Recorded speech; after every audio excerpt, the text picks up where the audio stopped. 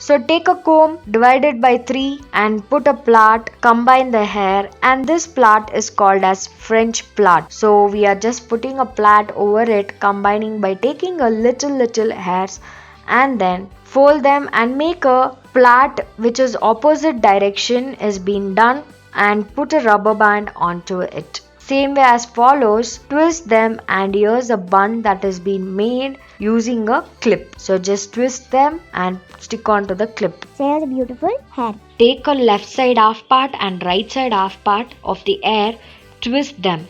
Again a twisting has been done slowly by one side as the same procedure is being done. So after the twisting has been done, it's been placed over it on the hair and here's a beautiful bun that is being made and the remaining hair is being plaited and a rubber band is plaited onto it and then make a bun over it using a clip.